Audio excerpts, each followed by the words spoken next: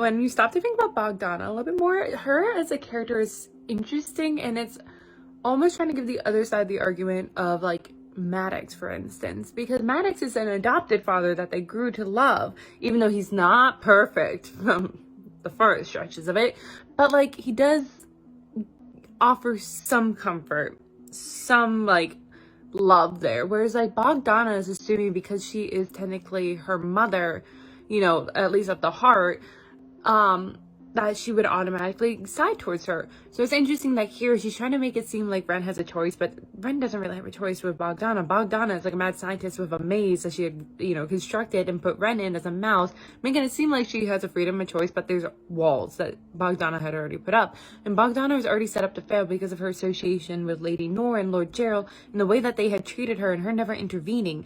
Ren's not going to side with her because of that, but she's assuming because Ren has Melif's heart that she's going to love her. But I probably guarantee you that Melif herself, when she was alive, probably didn't love Bogdana because she gave her up to be raised by Queen Maeve.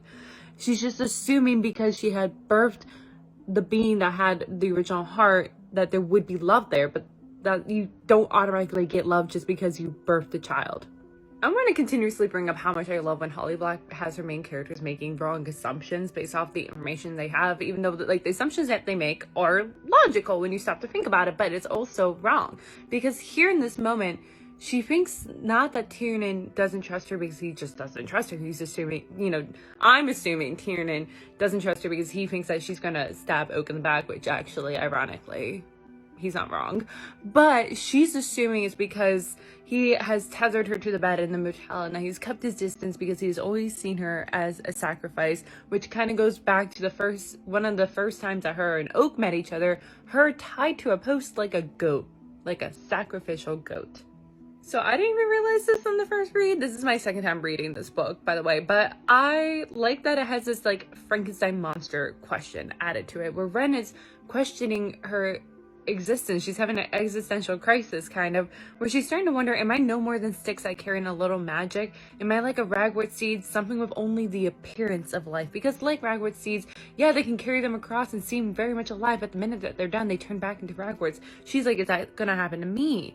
And that, she hasn't hit this point yet, but it's a logical next step for her to start wondering, is everything I do, all my actions, just because I am like one thing, like have one purpose?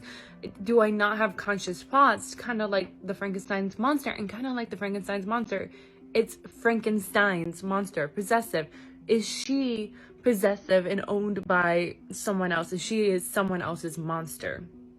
When Ren thinks to herself at the bottom of page 210 of my copy, she thinks that as she returns to her lean-to with the weight of suspicion on my shoulders, with the schemes of Lady Nor and Bogdana and Oak winding around me, I realize that I cannot wait for fate to come for me.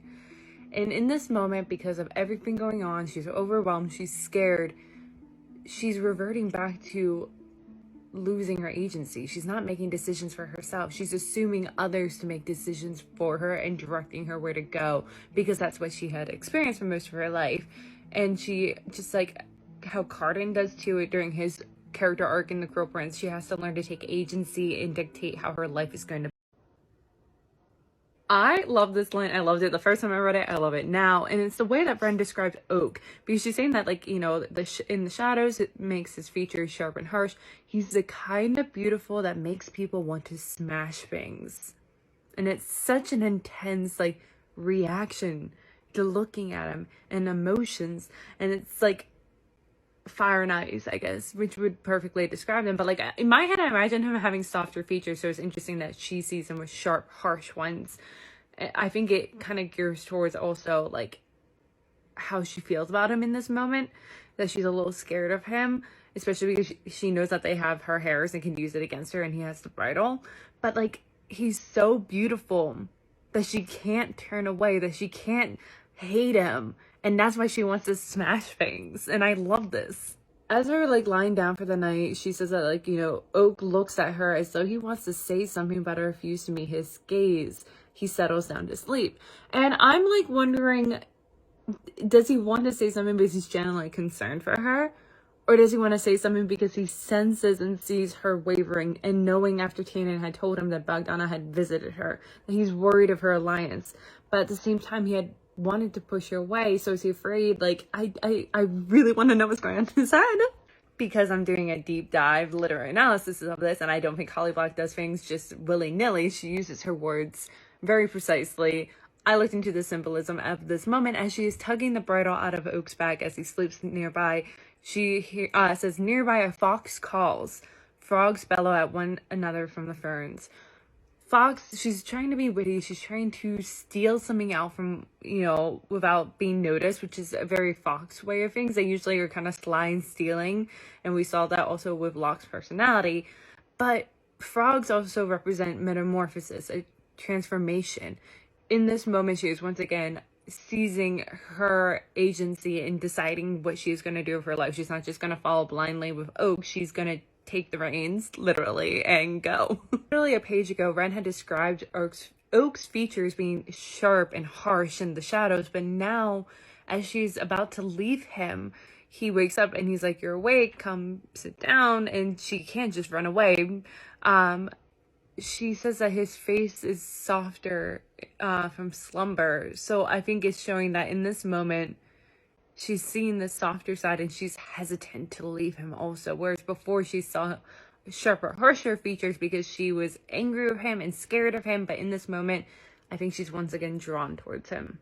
Okay, this like give and pull, this tug of war kind of going on with Oak and Ren is so interesting with over these last couple of chapters of wanting to leave and wanting to be together, because Oak wanted to send her away to keep her safe because he knows that she has Mallo's heart and it'd be better for her and everyone if she's not near Lady Nor. But at the same time, a selfish part of him doesn't want her to leave his side because, every time they have seen each other, something has separated them and then they go years apart. And I think he's afraid, like, are we going to go another handful of years apart, and what's going to happen in those years? I don't want to lose her. And yet she simultaneously wants to leave him because she's afraid in her own head she thinks he's going to sacrifice her. She doesn't want to be used in that way and be hurt further for that. So she wants to run away now. But when he kind of catches her getting up and asks her to sit back down, she asks him, "You're not really going to send me away, are you?" Like, you would think at this moment she would want him to send her away, but she obviously doesn't. So they both don't know what they want. God, you remind me so much of Carter, with him saying to her, "If we were capable of putting mistrust aside, we might be a formidable pair," which is very similar to things that Carter had said to Jude. Like, trust me, if we trusted each other and we worked on the same side, like as partners, not as like me as a subservient of you, we would be a formidable pair. And when she finally relinquishes to do that, they are a formidable pair. And I think Oak recognizes that here too, and it's just, I love it. The brilliance of Holly Black also, of having Oak being like his mother and Oak and all them being honey talkers, is that you never are quite certain if his actions and words are genuine, or if he's just trying to milk her and use her by using his honey talk. And like, I think it's genuine, but a small part of me doubts it. And I love that. Oh, you've been hanging out with Jude too much, because he says to Ren, "You know what I admire about you?" And she's like, I truly cannot think of what he's going to say next. He says that you never stop being angry. It can be brave to hate. Sometimes it's like hope. That is exactly what fuels Jude on her every day. I do think it's completely true, because I don't think Jude was completely happy, but it did keep her going. And I think it's interesting that that is what he took from Jude. But then what Ren says in response is so interesting, because she's like, that might have been true for Jude, but not for Ren, because Ren thinks like, I wasn't brave in the Court of Teeth or hopeful. I had felt only clawing desperation, as though I was forever drowning in some vast sea, gulping seawater as I sank. And then just when I felt I was going to let myself drop beneath the waves, something would make me kick one more time. Maybe that thing was hate. Hating requires going on, and even when you can no longer believe in any better future. But I am shocked that Oak of all people would know that.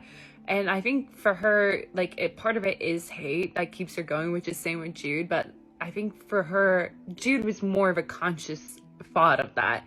For Ren, I think it's more of an animal instinct to survive, this clawing desperation. Oh, when he says when Ren's like, "You would make a great High King," he goes, "I absolutely will not. The folk adore Carden and they're terrified of my sister." Two excellent things. Which, like, I think that perfectly fits these two. Oak would be adored just as Cardan is, and Ren would be as terrifying as Jude. I think that they would be great rulers in a separate kingdom, not Alpheim. In this moment, as you know, Oak and Ren are kind of talking about, you know, the bomb and the roach, and that they originally come from the Quarter T. She's like, they must have suffered, truly suffered, and he says, as you did. And I think a part of him, I think he likes her for a multitude of reasons, but a part of him is kind of like a hero complex of like saving her. As Ren's waiting at the bus station, I think it's very telling that she is one noting all these mortals. She's looking at them, looking at the like innocent little things that they're doing, but at the same time, the way that she's telling us it is showing that her defenses are down, that she feels very comfortable, and that she doesn't have her heckles up, you know, up and like defenses raised like she does when she's in Ferry. Ren's unmother saying, come home, we want you to come home, we miss you, is exactly what she thought she never had and what she was jealous of Oak having. Because when he came and ran away at 13, she sent him back because she knew that his family would come for him eventually, because they would be looking for him because they cared for him, and she thought she never had that. But in this moment, in this instance, she's learning she does, and they've always been looking and missing her. Unfortunately, once Ren had just started to wrangle agency back in her life, deciding what she was going to do and not just blindly following others, it seems as though fate had acted against her. I'm guaranteeing you it's not fate, but to her it's going to seem like that, and might as well give up on trying to wrangle agency if it's going to be this hard, which is something that Cardan had to confront during his character arc in The Cruel Prince, because, you know, the Hob owl thing took the bridle when she wasn't looking, and the bus's tire literally popped before they can leave like the station. So her only choice is to go with Oak and Tiernan. There's no other choices at this point. She can't go off on her own, at least that's how it looks to her. Okay, so Cardan is going to be forever and always my favorite book boyfriend. He is in my top tier. He is in my god tier. He will forever and always be my favorite book boyfriend. But Oak, she's really has him coming out swinging. And he's hot because of, like, not only is he skilled with his words, he's so courteous and so sweet, and you just want to, like, hug him. But then, like, he comes out with, like, this mad skill with sword, and then being able to steal the bridle back from Ren without her even realizing till it was too late. Like, sir, it's the skill that makes him so hot. And then I remember, because Holly Black likes to remind me way too often in this book about his hooves, and then I go, But I love that she has him with all this skill, and that he's kind of taken everything that Jude and Cardan have, a lot of their skills, and then added onto it, which makes him even, like, more powerful than they are in actuality. Once again, the brilliance about Holly Black is that she gives us these almost throwaway lines, but they're not throwaway lines. She doesn't do that. Every line that she gives us has a purpose, a reason. It's her showing us something and letting us infer it based off previous details without telling us. So she did it previously when Ren went into that bedroom in that other court. She was looking for, like, sneak holes and spies and things like that, which from that line you can infer that she has experienced that enough to now be wary of any room she walks into. And she's doing it again here with Ren saying that, you know, Oak's breaths are even, though I bet he sleeps the way cats do, lightly. If I get too close, I bet he would spring up ready to fight. And from that you can infer with this, and then also from previous conversations with Oak, that because he's been attacked so often, he has now learned to sleep this lightly. I'm a big fan of costume design, whether it's in books or movies. I think it does a brilliant job of showing you so much to a character without you even realizing. Even if you're not as well versed in costume design as like I do, or look at it like I do, you are still interpreting it on a very subtle subconscious level, that when you look at an outfit, you still are kind of making assumptions about characters. And I'm bringing that up because here Ren is saying that, you know, the next morning she woke up and saw that Oak's wearing mortal clothes over his shining golden mail. It peeks out at his collar and cuffs. Tiernan wears his armor without any cover. Tiernan is very much a part of the world of fairy. He is a part of the world of fairy, so he doesn't cover that aspect of himself, whereas Oak is very much like Ren and Jude, where he kind of straddles both the fairy and mortal world. So it's interesting that he's almost covering his fairy self with mortal clothes, but yet despite trying to cover it up a little bit, it still peeks out at the collars and cuff, that even if he's trying to dull some of his fairy aspects and try to be more mortal like, it's still always going to be there, which is the same problem that Jude had, that despite her trying to take on fairy aspects, her mortal side was always going to be exposed. Okay, so only when Ren said that, like, the prince looked up and nothing in his expression changed because nothing has changed, only then did I stop to think, oh, yeah, that is interesting that he stole the bridle back, because for a couple of chapters, he's been warring with the fact that he knows that she needs to leave. He literally said out loud that she needs to leave, but yet a part of him can't seem to have her leave. He wants her to stay, but he knows it's too risky to have her come all the way up to the north to Lady Norn, knowing that she has Melev's heart, but yet he can't let her go. And he had his opportunity there of her leaving last night, her fulfilling what he needs her to do to be safer for herself and for everyone else, but yet he stole the bridle, which, like, yeah, it would have been risky for her to leave the bridle, and maybe that was a test to see if she would still leave, but yet he taking the bridle almost is on one level trying to lure her back to him. I'm really enjoying this conversation between Oak and Ren on page 228 and 229 of my Barnes & Noble edition of The Stolen Heir, because it feels almost like the conversation is a mirror. But, like, it looks the same, but yet when you actually look closely, it's almost they're having two very separate conversations, because they're bringing in their own, like, beliefs and opinions and, like mistrust. And it's so interesting to, like, really look closely at what they're saying, specifically with Oak being like, you know, I talked about how we could be a formidable pair if we put mistrust aside, and he's asking things like that, and he's thinking, like, why did you leave this night of all nights after you saw the storm hag and taking the bridle with you? And she's thinking, like, I'm your prisoner, I don't have a choice in this, apparently. And, like, they're, like, having two separate things where, like, he wants her to trust him and be equals, but she thinks that there is no equality with the two of them, and he has secrets and there are things, and he is going to use her, and it's just so interesting. Again, we're bringing up the nature versus nurture argument when Oak brings up that Tyrion didn't understand why she freed Hyacinth and the others. He can't believe he did it because he wanted to help them. Folk do not do such things where we come from. And so it seems like it's within their nature to do bargains and deals, that they're very selfish. It's such a big part of their society, and it's so common amongst them that it seems like it's within their nature, when it's almost like they've been nurtured to be that way, as we saw with Tyrion, that she adopted some of that ways. But at the same time, we're seeing Oak and Ren aren't like that because they've been nurtured not to be like that. So it's like an argument of, like, how much of it is within your nature and how much is it within your nurture? Like, what society did you grow up in at your formative years and adopted? Because especially with Jude and Tyrion, though, it's so interesting because they are twins, and that Tyrion adopted that, you know, selfishness a lot more than Jude did. I also really love, as their conversation continues, it's them slowly peeling back layers and revealing a little bit more of themselves, even though they're definitely still their vision's still clouded with their misbeliefs and opinions, but the cloudiness is starting to clear a little bit, and it's bringing them closer, even though they've been close for such a big part of their lives, because I think of a shared trauma almost. But it's really, like, this is the moment where, like, you can see that their relationship is developing past initial trauma bonding and then initial just crush. At the top of page 230, Oak says, because I don't like being the fool who'd been tricked. I like games, but I hate to lose. I knew there was something there, but I couldn't quite figure it out, so I kept reading, but kept coming back to this line, and I think I finally kind of figured out, and I think it's at its core the reason why there's a struggle between Oak and Ren's relationship, why they can't be exactly as close as they would like to, because they have both been deceived and used and tricked so often that they can't enter any relationship without having that clouding it, without it hovering over them, weighing them down. They're assuming it's gonna happen, even if they don't want to assume it's gonna happen. So despite them having a crush on one another, that aspect of their past is standing in their way as, like, a wall, and it's for both of them. It's not just one of them having this wall standing in their way. Both of them have this wall that they both have to kind of tear down brick by brick.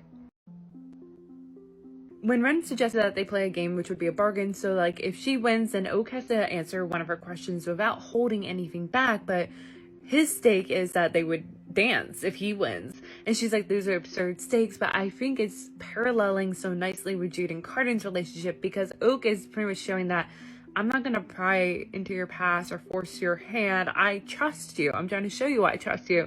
I just want to be near you, which is such, like, I feel like a stake that Carden would take, because we saw with Carden that he trusted Jude. He trusted her to, you know, incorporate him in her schemes to do the right thing.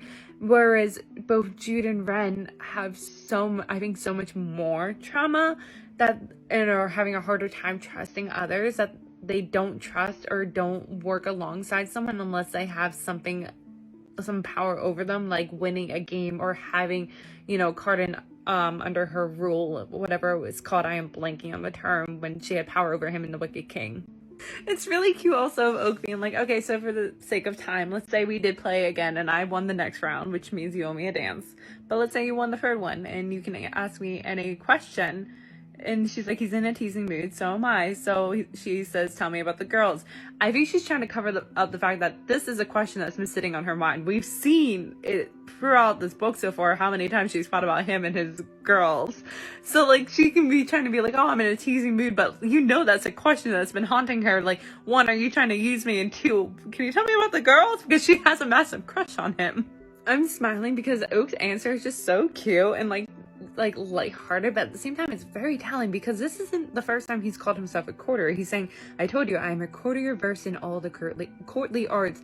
And that was his mother's role. His mother was a courtesan, very versed in courtly arts. That's how she got close to not only the king but also Prince Dane, and did very well in court. But like, it's interesting that he calls himself, like, yes, just previously there were certain expectations of a prince in court, but like, he doesn't bring up too much the political side, which is the side that Jude would adopt, and even Cardinal a little bit. But it's interesting that, like, he's saying that he was obliged to be in love because, I don't know, like, Cardinal was kind of monogamous. He was very faithful to Nicaea. The only time he was kind of kissing around was in, like, the Cruel Prince and a little bit the Wicked King, because he was trying to make Jude jealous.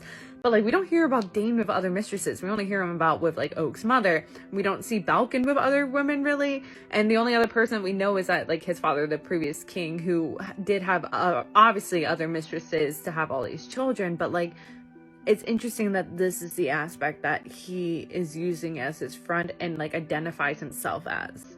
I kind of love that Oak, like, admits, like, I am a romantic and I'm not ashamed of it. But it also makes me think of, like, is this something that he inherited from his mother? Because we saw with Locke, because here he's saying, I do have a bad habit of falling in love with great regularity and to spectacular effect. You see, it never goes well. And Ren says, as charming as you are, how can that be? He laughs. That's what my sister Taryn always says. She tells me that I remind her of her late husband, which makes some sense since I would have been his half-brother. But it's also alarming because she's the one who murdered him. And it's, like, again, bringing, like, nature versus nurture, because obviously he wasn't nurtured the same way as Locke did. But I wonder if part of it's the nature, like, they inherently are romantics. But because, like, Oak grew up in a home filled with love, he's a romantic, a lot more of a softer romantic, whereas, Locke grew up with nobody. He became a much crueler romantic. But I love that it continues with Oak then saying, like, well, my first love was you when we were children. And she's like, me? And he's like, you didn't know, which I love that. But it ends with him saying, and now you laugh. It is my curse to adore cruel women, which sounds so much like something Cardan would say. I like this moment that when they're in the market, it's just her and Oak, because they haven't met up with Tyrion yet, and they're getting some supplies for their trip, but they come across a seller who has this, like, hairpin with a bird, and he's like, this would be perfect for you. And she says that she lets Oak play the part of her lover and pay for it. She could have stopped him, but she didn't. And I think the reason why she didn't, because you would think that someone as a part of the world of fairy would hate to be gifted something because you feel like you have to owe something. But she's not really a part of the world of fairy, showing that here, that she doesn't feel that pressing down on her as others who have grown up in fairy would normally. But also, I think it's her, without telling herself it, letting herself pretend like they are lovers in this moment, what this could look like if they were together, if this was any other situation in any other life. I think it's super important that Oak is telling Ren that he has a special, very fancy box, but he plans on putting a deer heart in it, tricking Lady Nord the same way that he used the coin trick, a sleight of hand. I think it's very important that he's letting her in on his scheme, letting her feel like she's a part of it, which again brings back up Cardan and Jude and that whole thing that happened with them during their entire trilogy of just being a part of each other's schemes. So this is the second chapter in a row where we're getting a little bit more details about the Citadel, which is the court that they're going to see Lady Nord, that Ren supposedly is the queen of. But we're learning that there are parts of the wall that are opaque, but most of it's transparent. When we're actually inside a few chapters later, we're going to see how transparent it is. And it's almost as if that you can't hide their cruelty. And that's why there's so much more upfront with it, because there's no transparency, which brings back up a detail that I had in the very beginning of the book that I'm now making into a motif, which is when, you know, Oak put a cloak around Ren's shoulders when she was shivering from the cold, ignoring the fact that the biggest problem right now for her was the fact that he had bound her hands. And that's how I think Alpine works, is that they kind of mask their cruelty, whereas here that they're very upfront with it. But also the way that it's described reminds me very much of a Hans Christian Andersen story, which is what was the inspiration for Frozen, the Ice Queen. And I think it's not only that castle that the Ice Queen was actually in sounds very similar to this, but also the tale of the little girl going on this whole big quest, going all the way up, you know, facing all these challenges to go save her little boy best friend, and who had been cursed and has been living with the Ice Queen. Like, there's more to the story. I highly recommend reading it if you haven't. I think it's personally better than Frozen in my opinion, but it's really cute, and I'm seeing a lot of similarities between that core in that story. I think it's really cute that out of everything, Oak was reluctant that she would have to give up her hairpin to buy this boat, and he steals it back. But when he says, I have something for you, she's fully expecting that, and is surprised when he hands her the bridle. But it's him once again saying, I trust you. He's trying to show this to her in hopes that encouraging her to trust him. And to continue off that last video, then Ren thinks to herself, I want to trust him. I want to trust him so much. Her saying that is pretty much, without then telling us, is her saying that she wants to trust him but is still incapable of fully doing so. That wall still exists between the two of them. And then to continue off that last video too, we see it done in action, that she wants to trust him, she wants to get close to him, she wants to physically get close to him. She said that the desire is as keen as any blade, but then they're interrupted by that hob owl thing, and she lurches back, and it's showing that on both a physical and emotional front, she wants to be close to him, but keeps finding reasons to put that space between the two of them. I also think it's very interesting that we not only previously in this chapter learn about one of Oak's girls being a mermaid, but we get to see her here again because of it mirroring an instant with Cardan, especially from Cardan's novella, How the High King Learned to Hate Stories. We see a very similar interaction with him and Narcia, of both Oak and Cardan being lured to the sea, of wanting to run away and go there, but they realize that they can't. It's impossible. And here again, the mermaid says to Oak, drown with me in delight, which is something that Narcia practically said to Cardan too. So I really like the parallels, and I feel like there's probably a deeper meaning to it, and I just can't think of it off the top of my head, but it's something I think for both you and I to think about. I just want to preface before getting into this chapter, the reason why there's so many parts to each chapter in comparison to like the original trilogy is that in the original trilogy, each chapter is roughly about 8 to like 15 pages. The average length of each chapter in the Stolen Heir is 30 pages, and I've talked about previously that Holly Black doesn't do throwaway lines. Everything in this book is there on, you know, for a purpose. So that's why each chapter is either 3 to up towards 5 parts. I don't know why it took me 250 pages to realize this, but Twitch, the hop owl that's following Oak and kind of like working with him in this book, I know it was working in the Court of Shadows, and I just assumed maybe they had sent it to follow and keep an eye on him, or maybe it always been closed during his time that he was like learning some tricks from the Roach. But then it hit me. He used to work for Oak's birth father, Dane, and I could see maybe it owes a debt and it's trying to transfer that debt to the next like bloodline, like in its bloodline. So it makes sense that he transferred it to them, and maybe even to Cardan during that period of time.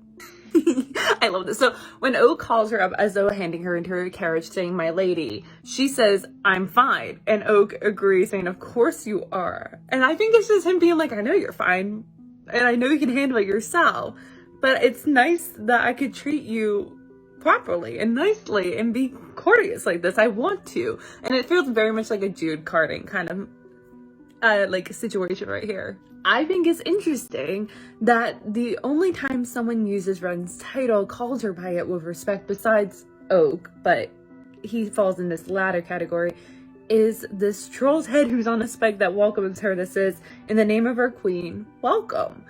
Everyone else thus far uses it tongue-in-cheek or a manipulative way. Even Oak, I think, can fall into that, where I think he's being genuine, but at the same time it can be interpreted as being manipulative, giving her respect but using her simultaneously. We see all that with the Queen of Moths, the like other court that they went to. Like, she called her queen, but she wasn't treating her with equal respect as she was doing so with Oak, for instance. And even like Lady Nor uses it sparingly when it benefits her. And to continue off that previous video, it's a callback to that third and final book where Maddox called Jude daughter instead of queen in The Queen of Nothing. And yes, you might be saying that they're familiar and that he's a parent, but first off, he said it in a public setting, which is not the time or place to call her that, because in social hierarchy and the power hierarchy, a parent is above a child. A parent automatically has more power. So he's belittling her by calling her daughter in front of everyone where, her, position as queen is already at risk. But also, the moment that you become queen, if you watch The Crown, for instance, you see with Queen Elizabeth that she says we. It's her in the crown. She doesn't say I anymore. She says we, because they're not separate anymore. She's not really, yes, she technically is a mother, a wife, and a daughter, but they come second to being the queen. And that's what happens when you take on this title. Jude is queen first, then everything else second. Ren is queen first, technically, and everything else is second. Okay, so I might be wrong about the troll calling her queen, because he might be calling Lady Nor queen, which could be interesting. We don't know what perception that he's saying queen as, who he's referencing as queen. In this moment, though, that they're assuming he might mean Lady Nor, because Oak says, I'm guessing our presence is not unknown anymore. And Tyrion cuts the head in half.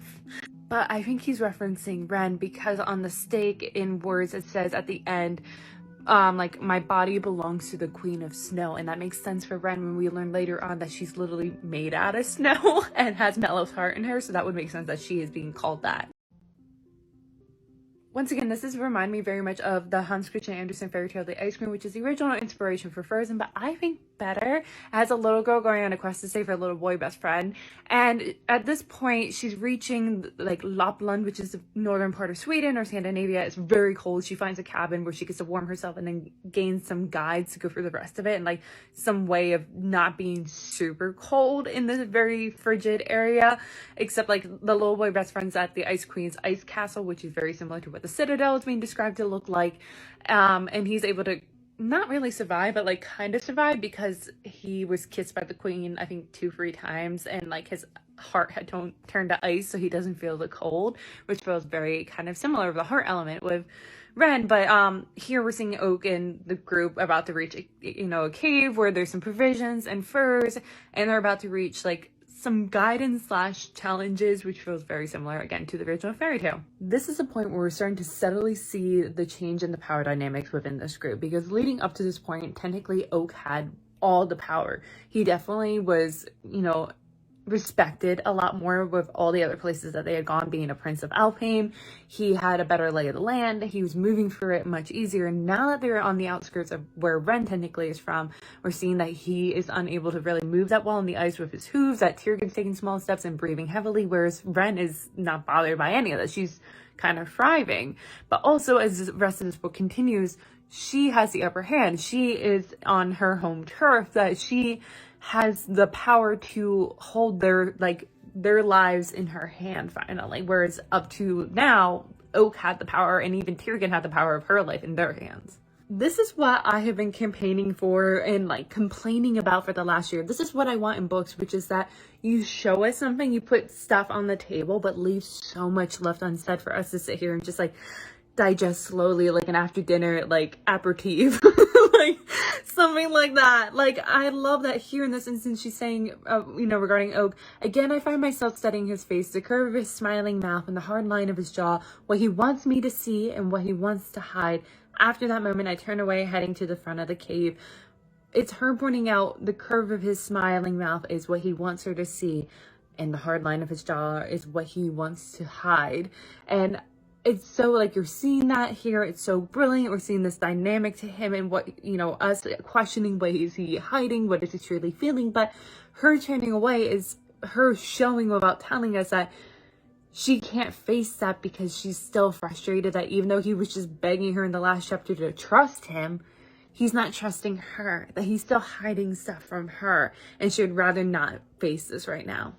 I think what Tyrion says about Hyacinth is fascinating to me, because he says, I thought his quest for revenge was impossibly romantic, because that is the key of things. That is how most people get them to side with them. They create this romantic idealistic image that gets people to go. And it reminds me a lot of this quote from George R. R. Martin's Song of Ice and Fire, where I believe someone is saying some old knights are robbing people and things like that, and he was saying you should pity them. They were once farmers. They were once sold this romantic ideal of heroism and bravery, but then to be plucked onto a random battlefield miles away from their home, watching the people that they'd come with die with nothing left and then nothing to go back to. So what they resort to stealing, because they have nothing to buy with, because they weren't given the money by the people that had sold them this image first. And I think it's then that disillusionment the minute you're in the midst of what this romantic idealism was supposed to be. And I think that is a thing that Tyrgen and Hyacinth and even Jude and Cardan had to learn the hard way. That Jude had assumed throughout the original trilogy that if she got more power she'd be safer, but that when again it's like the opposite happened. The more power she got, the more she was at risk. This line, so after Tyrgen gives us like a brief history of him and Hyacinth, Ren says, and here you are, doing great deeds, and Tyrgen gives a half smile. Sometimes life gives us the terrible gift of our own wishes coming true, and it kind of goes back to what I was saying in that previous video of sometimes you get what you wish for, but it does not look anything like what you had originally imagined it being, and it's something that I think Tyrgen and Hyacinth and, you know, Jude is facing right now, but also it kind of calls back to the very beginning when Ren first talks about her parents coming to take her from her own family. She, like, was afraid in a childlike way of thinking, oh my god, I don't want that anymore, because she thought the reason that they were there to take her, being like, we're giving your wish, every wish to come true. Doesn't everyone wish to be swept away and taken to a fairy world? And she goes, wait, I regret that. And I think that's kind of what he's alluding to here too.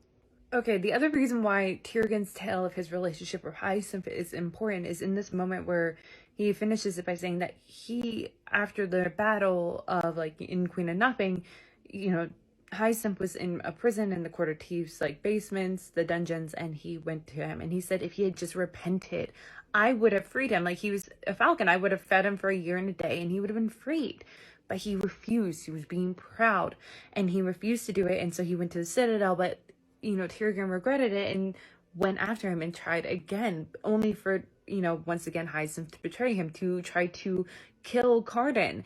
And I think it's supposed to mirror Maddox, that all Jude had wanted from Maddox was for him to repent, and he refuses to and continues to turn around and harm her even more. And even in this moment, he's still not repentive. He still is turning around and harming her more.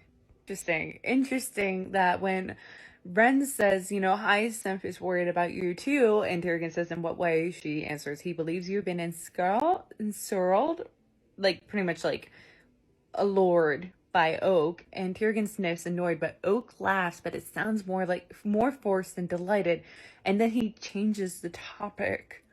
So I'm really curious by that. And maybe he's not genuinely doing it, but maybe he thinks he is because he is on a honey talker. Like, maybe he thinks, you know, his relationships aren't as real as they are, and he has this fear, but we don't quite know just yet because we don't quite have his inner thoughts. And this is what I mean when I say, like, Holly Black does things with a lot of, like, double, triple meaning. We definitely saw that with Cardan. A lot of things that Cardan said, you can interpret it 2, 3, even 4 different ways.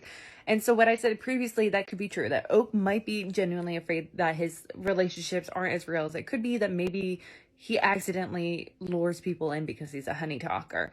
But I think the other thing is that we're seeing immediately after is that he's taking the attention off Tyrgen, and Tyrgen looks at him gratefully. That maybe he senses that he just needs the attention off him, which feels very much like Cardan had done something similar, and I love it. I think this moment here where Oak and Ren are cuddling is very interesting, because for Oak it makes a lot of sense to me, because in the original trilogy it seems like there was never really a moment where he wasn't being held or carried, have a hand held, or being hugged by Irenia or his sisters. So I can assume that throughout his life he has always had this, like, touch-oriented, like, love from everyone in his life. So I think he craves and is comforted by it. But with Ren, she's been deprived of touch by everyone since probably her own family.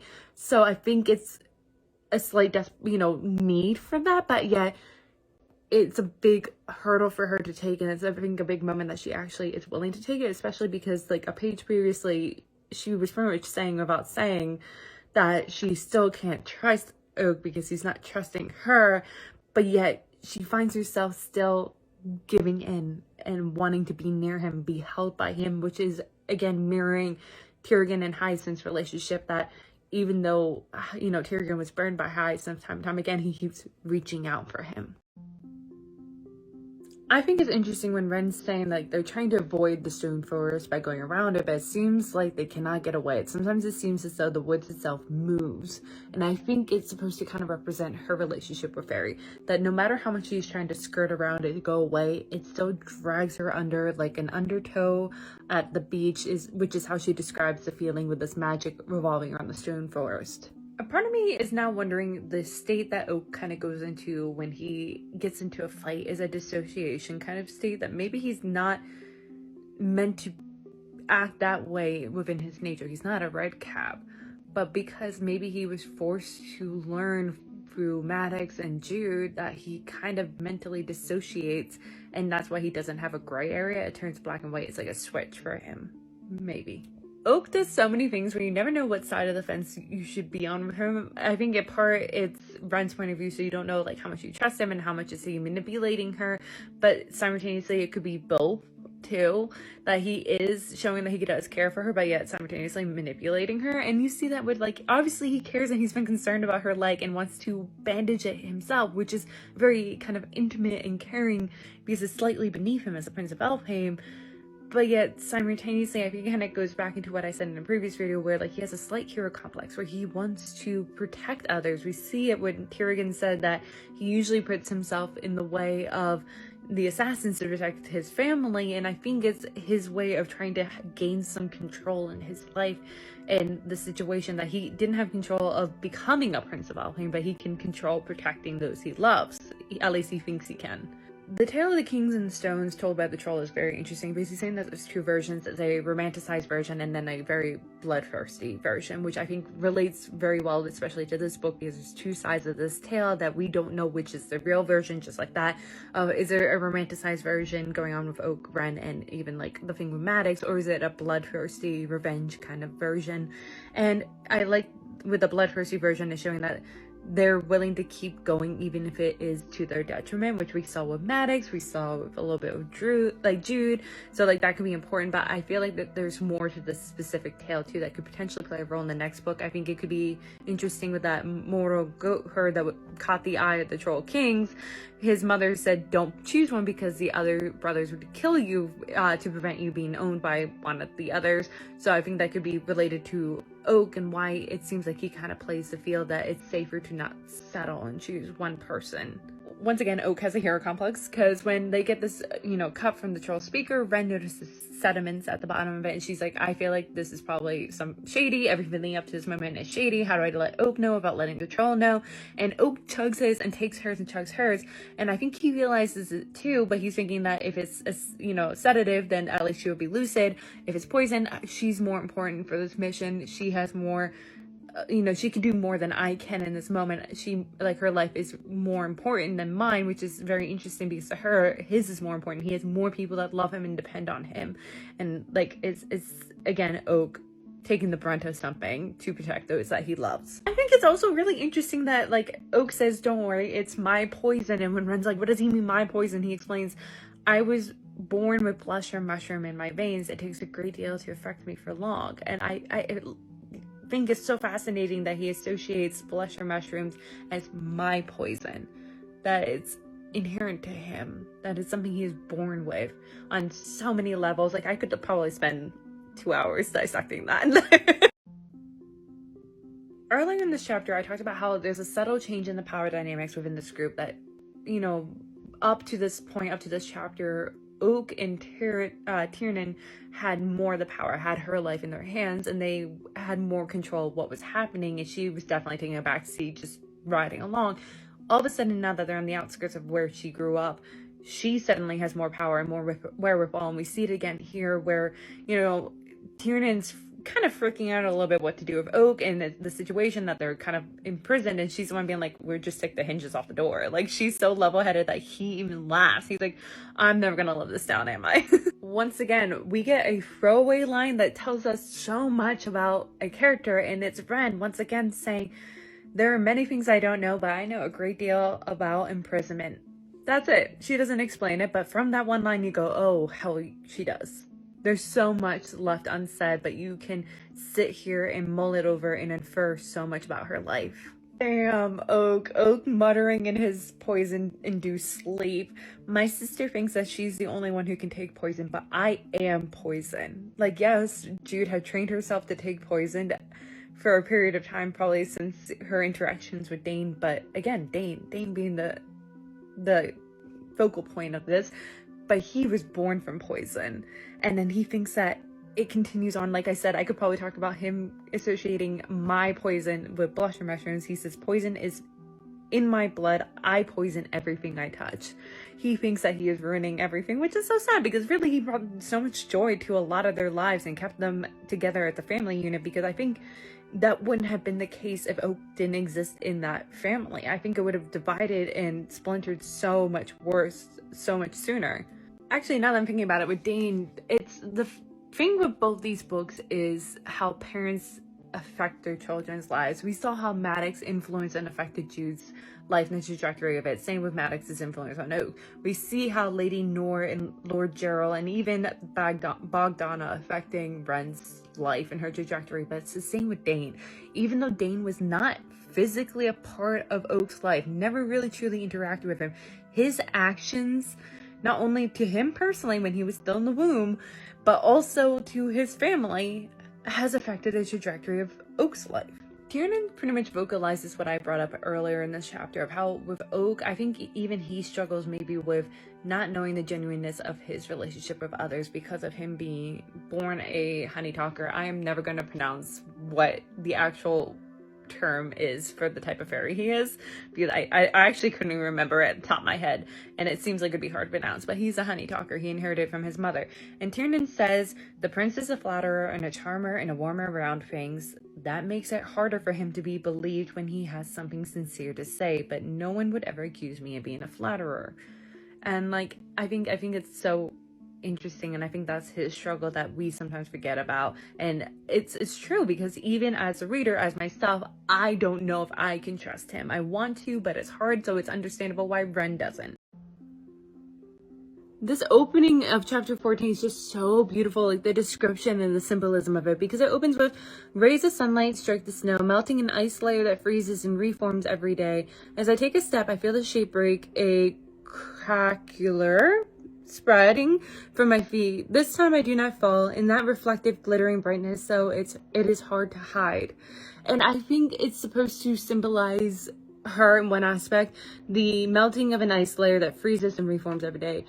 During this quest with Oak, we watch her kind of fall, her growing warmer and more self-assured and closer to the rest of her group, but then also equally throughout the quest, she freezes back up. She pushes them away. She finds reasons not to grow close to people.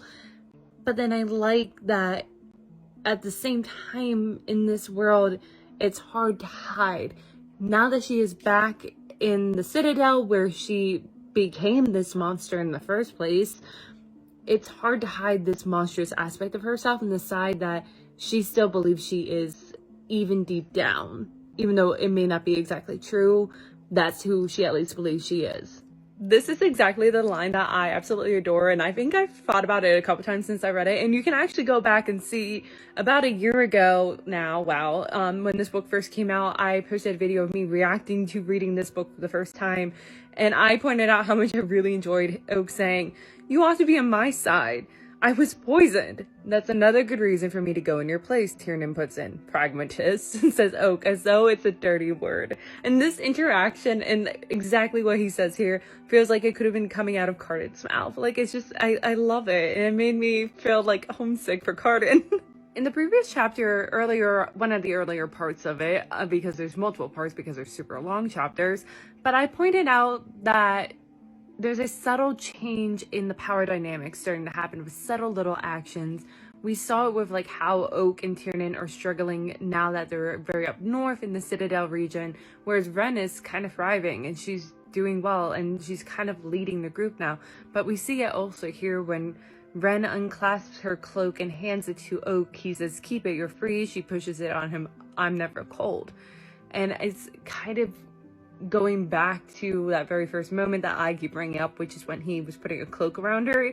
as though she was shivering from the cold, and not the most important thing at that moment was the fact that her hands were bound. But it's at that moment he had the power in the situation and her in his control, and yet he was putting a cloak around her. And here we see, technically, even if she doesn't recognize it herself just yet, she has the power and has his life in her hands, and she's putting a cloak around him. The dynamic between Oak and Ren is so interesting, especially now, because when Oak says, "I do think I may need you inside the Citadel, although I wish that wasn't the case." Because I think during this time of being close and getting to know each other a little bit better, he definitely is starting to recognize how much everyone has used her in the past, and that he is technically using her too. And he's trying to allow her the chance to back out of it, but yet simultaneously, only once I feel like he actually tried to push her away. Like, he could have tried harder if he really wanted to, but he doesn't. And so I think it's such an interesting dynamic going on right now, where like he feels bad about using her but doesn't stop from doing so. As Ren's reminding herself of what was like written on the signposts by the trolls, "My blood was spilled for the glory of the King of Stone, who ruled from beneath the world, but my body belongs to the Queen of Snow." I think I'm remembering a detail that happens later in the book, but at the same time I'm like, am I remembering that right? Is Ren gonna realize that she has the sovereignty and control over the trolls and she uses them against her mother? But like, I can't remember. I feel like that happened, but I can't remember because it's been a year. I love Ren's description of these spider-like construction or creatures that her mother has created and controlled, but she says they're a construction of ice and stone, flesh and twigs, and that's kind of, for the most part, exactly what she is made up of. Once again, alluding to her being like Frankenstein's monster. The difference is that her mother had made these and is controlling them, and they look like actual monsters. Whereas we were going to learn that Bogdana had been the one a little bit more so behind creating Ren. So it was a difference of power, but it's still trying to create something, a monstrous something to control and use against others. And that's exactly how Lady Noor saw and used Ren. To continue off that previous video, we're furthering the conversation when like they witness one of these monsters eat another fairy, and Oak says, if that thing can eat, then it's truly alive. It's not like one of Grimston's ornamental creatures with fluttering wings that move like clockwork, not like the head on a spike, repeating the same message over and over. It hungers and thirsts and wants, and Ren thinks to herself, like me. But there's a difference, and she doesn't quite realize that there's a difference because they're just existing on basic wants and needs, whereas she has consciousness. A great way to equate it would be Westworld, and I'm basing this off mostly the show. I haven't read the book, but their animatronics for the most part have hunger, thirst, and wants. Like, they have things programmed, but then there are certain ones that develop consciousness, and it's the ones with consciousness that then become uncontrollable by its master. And we see that is the case here, even though on the surface level or at the beginning, Ren and these stick spider-like creatures are technically similar. She has consciousness, and that's why Lady Noor cannot control her, or even Bogdana. I love this spot by Ren because she thinks to herself, I hate this place. I hate everything about it and everything it might teach me about myself. And it goes back to what was said in the very beginning of this chapter of how it is, there is nothing to hide. That with this reflective surface of the mirror, like of the ice, it's like a mirror, and there's no place to hide from seeing your reflection, from seeing the real you. And so she has no place to convince herself that she is normal, kind of like Frankenstein's monster, bringing that back up, that she is like everyone else, but now knowing for sure that she's not. But then like it again brings into, can she still be good? Because I think she can be, but she is starting to believe in the messaging that she is incapable of being good because she is a monster. Once again, we get another Carden-like line from Oak when he says, if I fall, you must promise not to laugh. I may still be a little bit poisoned. And she's like, maybe I should be the first one to go. And he's like, nonsense. If you weren't behind me, then who would break my fall? To continue off that last video, the reason why I think I love it, I think it's actually showing us a lot about his character, because we realize and learn in the Cruel Prince series that Carden literally tells us that he makes these jokes when he's scared and nervous and overwhelmed with emotions, and it's just his go-to response. And I think Oak might have adopted that too, because I'm starting to realize that a lot of times when he says things like that, he's a little nervous. He's about to break into the Citadel. He's unsure about the plans, so it makes sense for him to make a joke like that. You know, I'm actually going to eat my words from earlier, even though I still do kind of believe in them, where I said that Oak had such a different upbringing than Ren and Jude, that he didn't have the threat hovering over them. He had a much happier childhood, and so that has affected how he interacts with the world.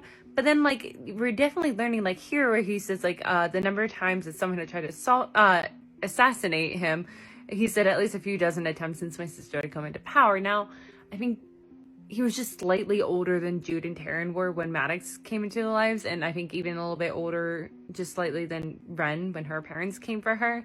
But it's roughly around the same time. And I think it's interesting that he has reacted this way to his life in a very different way than Jude and Ren.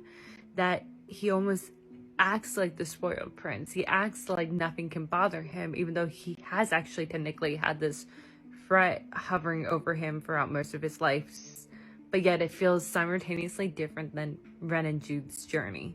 You know what? I think the difference between Jude and Ren's experience compared to Oak's is that Jude and Ren didn't exactly have someone looking out for them, protecting them. That even though Oak was getting a lot of assassination attempts, he did know that his sisters and his adopted father and even his adopted mother were trying their best to keep him as safe as possible. So I think that's the difference. I love that when she describes the interior of the Citadel, it's still ice, but there are things trapped in it. Sometimes it can be a wallpaper effect, but sometimes it's fairies. Like the Hall of Queens are all frozen past queens in the walls. And it feels almost like a spider web. Like you come here and you get trapped. Oak and Ren coming across Lady Nora creating more of her stick creatures, and the way that they're described, very similar to Ren, is interesting because not only are they built the same, but a lot of them, like one's mouth is filled with sharp, jagged ice teeth. And it's as if she's trying to recreate her first creature, not realizing Bogdana had done all the work, that she's trying to recreate something like Ren, but have better control over it to do what she wants. Here I thought I was so smart with my analysis earlier about talking about the difference between her and the other stick figure creatures, that she has consciousness, that's the difference. And then on page 291 of my Barnes & Noble edition, literally Ren reaches the identical, like, conclusion, like word for word. Oak and Ren kissing. Love it. But the most important thing to me is that I think he prefaces it by saying, pretend with me, and it's italicized, and that's interesting. But I think in part it's him trying to warn her, because I think he's partially afraid that she would shove him away, and one, it would hurt his feelings, but also two, it would ruin their disguise against the guards passing by. But also I think it's to tell his own heart, don't get too excited, because he is falling for her. And it feels like it identically to something Cardan has said, because there are moments in the original trilogy that Cardan says, you know, like pretend to like me in this instance, pretend just to kiss me, pretend it means nothing. There are a couple times that he said something very similar. I wish I could remember the exact wording off the top of my head, but I know he says something similar. I also think it's really interesting that Ren, on the normal occasion, is the one to push Oak away. But the minute that they get kind of physical, she's unable to kind of stop herself from pulling him closer. And she's done this on a couple occasions, not just with kissing, but even like just cuddling in that moment a couple chapters ago. But Oak, though, he has no problems vocalizing out loud that he likes her. For the most part, he hasn't declared it, but for the most part, he's let it be known. But he seems more in control when it comes to himself physically, because even though he does shudder and pulls her closer and gasps, he has more wherewithal to put his hand on her dagger, and then turn instantly and kill these guards, like break away from the kiss to do that. Once again, Holly Black does not do anything without a purpose, and I think this description feels so out of place that it's there for a reason. When Ren brings him to a closet for like where they have supplies to clean and polish and provide, she says inside the frozen carcass of an elk hangs in one corner, slivers of meat cut off. On the opposite wall are wooden shelves packed with linens, cups, glasses, and trays, and dried herbs to hang in bundles. It's the juxtaposition, and that is what this citadel is. It is this like coexistence of this elitism of the fairies, that they treat themselves like we're better than mortals, but then this brutal violence right next to it. I also really love this just brief interaction where like Oak and Ren have to pass these guards and they have to do it. And she keeps her head down, hoping that they won't look at her, which makes sense. She is dressed as a maid and he's dressed as a guard, and he nods at them and they nod in return, and Ren's like brazen. But like it also perfectly encompasses their personalities and the way that they interact with the world because of how they grew up and kind of their their personalities. But like Ren is more prone to diminishing herself, hiding herself, avoiding attention. Oak directs attention, so then he can do a sleight of hand. I would want to say that there's this parallel between like Ren and then Jude and Taryn's experience, but I think that they're mirrors because they're kind of opposite. That even though all three of them were taken from the mortal world and brought back into fairy and all cried initially, there's a difference because with Ren's experience, Lady Nor and Lord Gerald were offering her beautiful clothes and calling her a princess, but she couldn't stop crying, so they had servants enchant her to sleep, but she would then still continue to cry. So Lord Gerald offered her this magical ice cream that tasted delicious, and he said you can have it every day if you stop crying, but she wouldn't. And they would give her necklaces of diamonds and make her eyes shine and hair sparkle and skin shimmer, looked absolutely beautiful, but she wouldn't stop crying. Then they turned to violence with her. Like they offered this beautiful illusion, which is something I brought up in the last chapter, this beautiful illusion that make you follow, to make you do what they want, but then once you're in the midst of it, it becomes a disillusionment, kind of going back to what I said in the previous chapter of Tiernan saying almost that he was romanticized by Hyacinth's idea of revenge. But this is in comparison to Jude and Terrence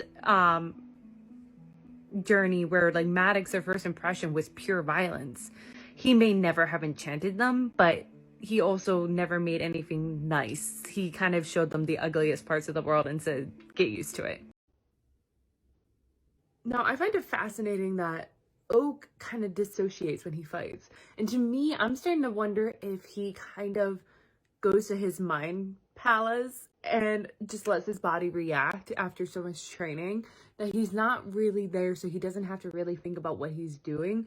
Because I feel like there's a difference with him and Maddox. Because here Ren is saying he looks as though it was a fight to come back to himself. And at first, my first thought goes to Maddox, of how it almost seems like, or at least he tries to justify his actions in Queen of Nothing for nearly killing Jude, that he couldn't stop himself kind of thing. But when Maddox fights, he talks. And it seems like he has a lot of wherewithal, that he's very conscious of what is going to happen, especially when he says, don't do this. And it continues. Unlike with Oak, Oak says at the beginning, don't do this. And then he dissociates. So I feel like there's a difference between Maddox and Oak, and in the sense that Maddox has more control of his actions, that he's lying when he's trying to justify him losing control. The wording here is so telling, because when Oak says, value will not harm her, also me. The also part feels like it was an afterthought, like, oh yeah, also me. And he tries to cover it up by making a very Cardan sounding line of, I would like to not be harmed as well. Once again, we're seeing who out of the two of them the rest of the world of fairy deems to be dangerous, to be potentially monstrous, and it's Ren. Whereas like Oak is walking free, being escorted by the guards, she is bound. Her mouth is literally bound as she's trying to chew her way through it. And it's the same as when they went to the Court of Moths. I always forget the name of the court that they went to earlier in this book, but Oak was treated with the respect he was owed as a prince of Elfheim, and he was escorted and treated respectfully, whereas she was eyed up with an expectations of her doing something, you know, scary, something dangerous, because everyone looks at her with that expectation that she will act that way. And that's why sometimes she fulfills this prophecy, kind of like how Cardan fulfills how everyone's expectations are of him. But it's also interesting because technically they're almost equals in the power structure, as him being a prince of Elfheim and her a queen of a lower court. They're not that far away in the power structure, yet he is treated with respect and she is not. And yes, I'm very aware that the guards are aware that she can technically command Lady Nor, so she's a risk, so that's why they bound her mouth, but they use rope. I feel like if the situation was in reverse and it was Oak that could technically command Lady Nor, they would have used like a silk scarf.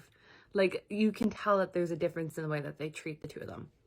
I find it absolutely fascinating what Lady Nora is wearing. She's wearing a dress, silver fabric, and black feathers. And yes, I do think of Cardan because he's worn black feathers, but I think more specifically is her threatening her men, because a part of her men that follow her are the ex-Falcon Knights that Jude had cursed for following Maddox. And they had once been birds. They had once had feathers. And it's almost her wearing it is a threat to them, being like, don't step out of line or else you'll be part of my dress. But I also find it interesting that these ex-Falcon Knights that had once followed the Grand General of Elfheim are now hers to command, quote from this book, because they have to know that she has Maddox in her dungeons. So it's once again showing how far does loyalty actually go. Between this chapter and the last chapter, we're getting glimpses of Ren starting to notice slight differences in Lady Nora. For instance, here she says there's a fresh madness in her yellow eyes. She is not the same as when I saw her last time. And the last couple times, and like in the Crow Prince series of version we saw, was very elitist and like thought highly of herself, but poised. And here you're starting to see that there's a desperation, a feral desperation to her, which is going to leave her vulnerable of defeat and leaving her underestimating certain characters such as Ren. And continuing off that last chapter, I love that it's paralleling the Cruel Prince series, because a big element in it that, at least to me, it's a big element, is this like parent-child dynamics. And with it, we saw Balkan and Maddox underestimating their wards, Cardan and Jude, and that's how Cardan and Jude won often. And we see the same thing going on here, where Lady Nora underestimates Ren, and that's why she's going to be later able to defeat her. Okay, so we're still getting a continuation of what Lady Nora is wearing, and I think it's absolutely fascinating between the feathers, but now also learning that she has this hand necklace, and it's caressing her, and Ren goes, I wouldn't be surprised if that's Lord Gerald. And I think it could symbolize her past choices strangling her, kind of, and like consuming her, that she is wearing the feathers of her past choices. Like her past choices is her pretty much inheriting the ex-Falcons, which she thinks probably at the moment that would be helpful, but she's now, saddled with them, and she wears their feathers, and she has Lord Gerald's necklace caressing her, which is so close to strangling her, which between the two, it's such a fine line of, do I have dominance over these two things, or are they dominating me? I love when Ren is describing that Bogdana is also there, and that there's a strange gleam entering her eyes. And I think it's because she is so excited, because all the pieces that she has been working for centuries are all right here, all on the table, ready to be assembled. Everything she has wanted is right within reach. Oh, this just hit me. So a couple chapters ago, Tyrion was telling Ren and us a little bit about his and Hyacinth's relationship, and that he initially started falling for him when Hyacinth romanticized his revenge.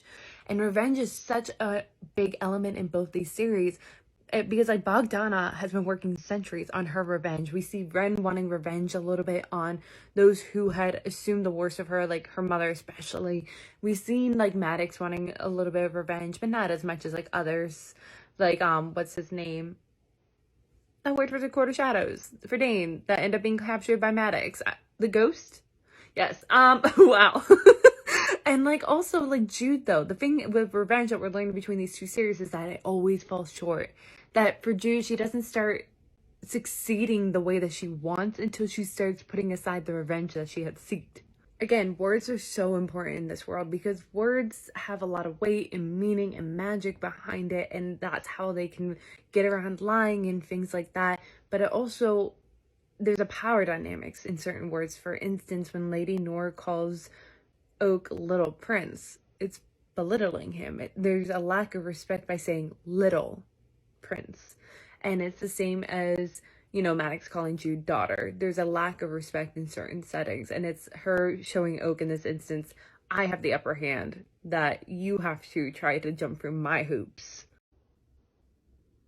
This is the thing that I love, and what I really want in stories more is the false assumptions. But you need to set the groundwork for it to make sense. And here, when Oak says, I have Melif's heart with me, Ren is taken aback because she's like, he can't lie. And I know that it's a deer heart in that chest. So what is he doing? And to her, she starts making assumptions that seem logical, because she thinks, is he willing to trade the heart in order for the two of us to get out of here alive?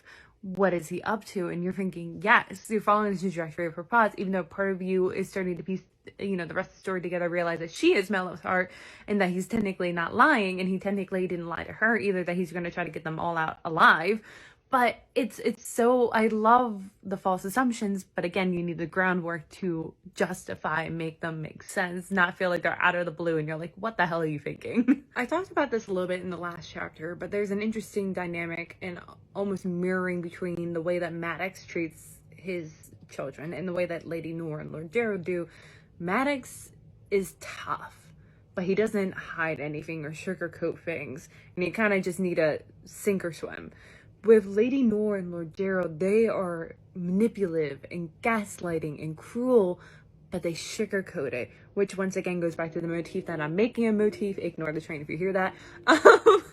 Of Oak putting the cloak around Ren in the very beginning, even though as if her shivering is the most, important thing than her hands being bound. It's them covering the horrible thing up. I love the way that Oak words it here. That's like what he just says to Lady Noor, because it's saying that he does care for Ren without showing his hand too much to her, because he says, I'm not half as practical as you suppose. I like many useless things. I've been called useless myself from time to time. Once again, it sounds like something that would come from Carden's mouth. What Ren thinks here tells us everything. No more peering through windows, mourning the loss of a life that could never again be mine. That is what Lady Noor is offering to her, is everything she desires, which is to belong in one of these worlds. Either because she's been sitting, like, straddling between Fairy and Elfhame. Fairy in the mortal world, but never truly belonging in either. And the one that she truly in her heart wishes to belong in, where she had once been the happiest, was in the mortal world. And Lady Noor is offering that to her, which scares her, that she knows that's exactly what she wants. But I think it's so fascinating, and it makes me think of like Sejanus in Ballad of Songbirds and Snakes. Everything he does is to find a place to fit in, because he doesn't fit in District 2, he doesn't fit in the capital. And I think she just wants a place to belong, which also relates to Jude. Jude just wanted to belong, but for her, she decided Fairy would be the place. And going back to the parent thing, because it's the same with Maddox, here Lady Noor says, as your mother and your sworn vassal, I must trust my own wisdom in the absence of direct orders. She is waving the parent card in front of her, being like, you should, that's the power hierarchy. I'm a parent. You should listen to me as a child, even though technically Ren is the queen. She is a vassal, she just said. And it's the same as Maddox calling Jude daughter when she was the queen. Ren losing her tongue is fascinating, because for the longest time she didn't speak. As a child, she didn't speak. And even when Oak first met her again in the beginning of this book, her voice cracked from disuse. She barely said anything. But then along this quest, as she became more self-assured, she became more assured in her voice, and, really leaned into the fact that her voice is powerful, especially because she could command Lady Noor. But now that one strength that she had, or she assumed she had, was literally cut from her mouth, she feels powerless again. And it also is kind of reiterating her dislike for the world of Fairy. With Hyacinth's reappearance now, it has me once again thinking about loyalty. And it seems like a contradictory construct in Elfhame, because the world of Fairy, at least this specific one, is very selfish. There's no noble, unrequited kind of helping of one another. There's usually a give or take. There's usually, I'll do this for you if you do this to me. I'll save your lover's life. You're indentured to me as a servant for this many years. So, the idea of loyalty then goes kind of against that, because it's kind of a selfless thing. You're doing something without maybe something giving in return when you're doing something out of loyalty. And to continue on with the loyalty idea, because it's interesting, because here she says loyal, that's what Hyacinth called himself, loyal to Oak's father, hopefully loyal to me, maybe loyal to Tiernan too, in a way. And the thing about it, the more I think about it, is the reason why they like that is because it's not as binding as a vow. And in this world, vows are binding, literally, to the extreme. And same with they can't lie. So with those two things, they are very wiggly. They find loopholes. They find ways to get around things. And loyalty is the closest thing to vowing yourself without vowing yourself. However, with the wiggling, they can kind of slightly redefine their definition of loyalty without lying then. And it then makes it interesting, the idea of loyalty, because you can redefine your ideas of loyalty. You can say, for instance, not everyone is going to fit the ideal image of loyalty. That would be like Ned Stark, for instance, but that ended up with his head on a pike. But then someone like Cersei in Game of Thrones also is equally loyal to her family.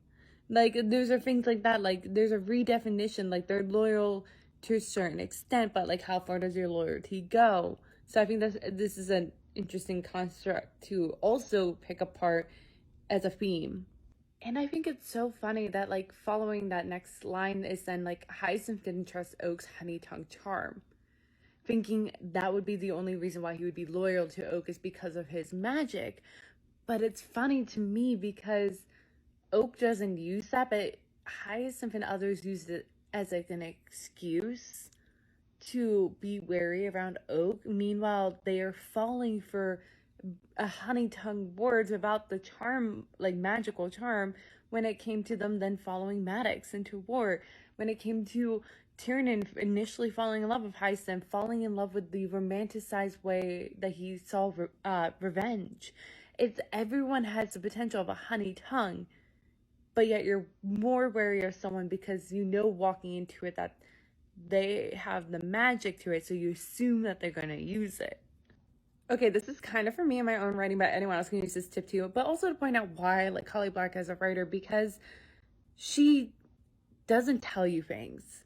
And I love that. And I feel like that's the biggest problem that I've seen in writing lately, is that there's a lot of hand holding with the offer to the reader. Like, they don't trust the reader to make the right assumptions, and that they kind of have to like point all the pieces out. Whereas like Holly Black and even Suzanne Collins and like V.E. Schwab put something down on the table and then step back and let you figure out what it is.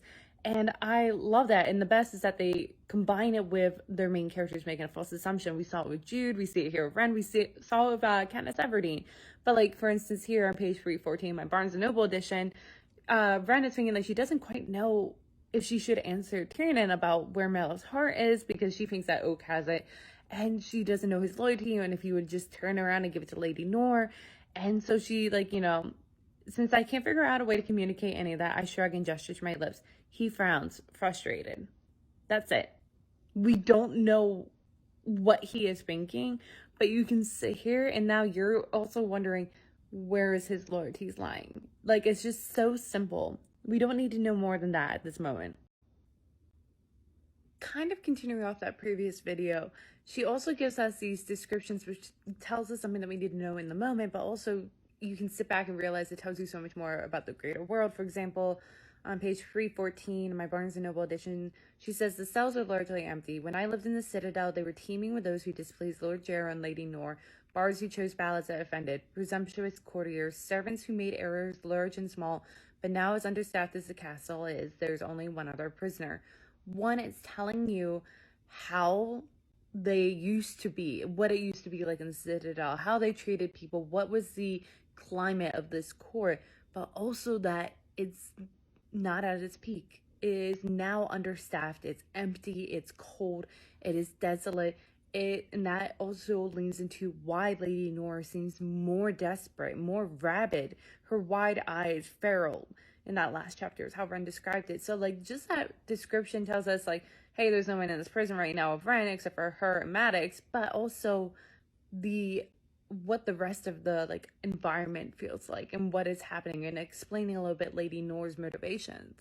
The first thing that Maddox says to like Ren is so fascinating to me, because the very first thing he says is little queen, which feels very similar to what Lady Nor had called her. It's a false honor to it. And the little part is almost like a tongue-in-cheek way of giving honor, but really you're belittling them. And then he says, all grown up and come to devour your maker. I can't say I blame you. Yet it's fascinating to me because that is exactly what happened to him. And I think what he's afraid is happening again with Oak. It happened with him with Jude and Taryn and Vivi. They'd grown up and they had come against their maker, as he would probably see himself, because yes, he did not give birth to them, but he made them who they were, at least in his own mind. And I can't say I blame you part is interesting, because I don't know if it's him learning his lesson from previously, or if he is just not realizing the irony of the situation. So she says that I'm fairly sure he's missing an eye. So we don't know 100%, but like it's most likely he is missing an eye. And the very first thing that popped in my mind is Odin. I'm like, oh, has he grown wiser now that he has missed an eye? And if you don't know, Odin is kind of like the father of the Norse gods, and he had traded his eye for infinite wisdom. So I think this could be an interesting thing to be bringing up, but I could be completely wrong. That may not be the analogy that Holly Black is trying to make, but it's interesting that that's the first thing that came to my mind.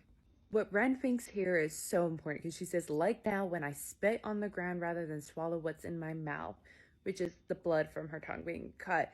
But it's showing that she's going to spit on the ground now. She's done. She's not taking this. She's not going to swallow what everyone is forcing down her, into her mouth, down her throat. She's not going to be, complicit. She's going to fight back completely now.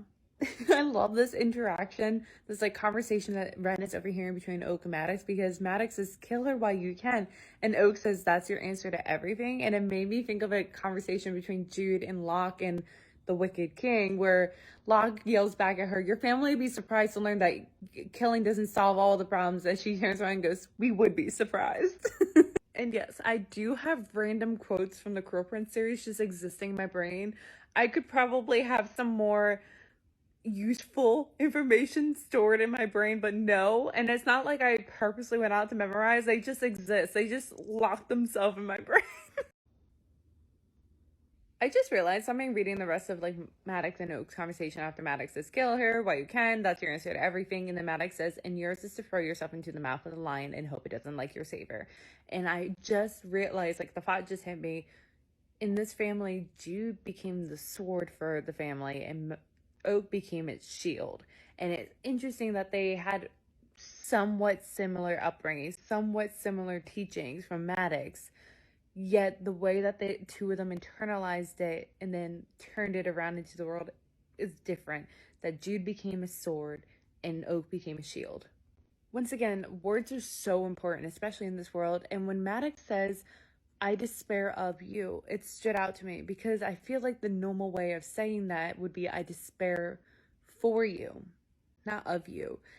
And with that slight difference, it changes kind of the meaning of the sentence, because despair is a complete loss of like hope.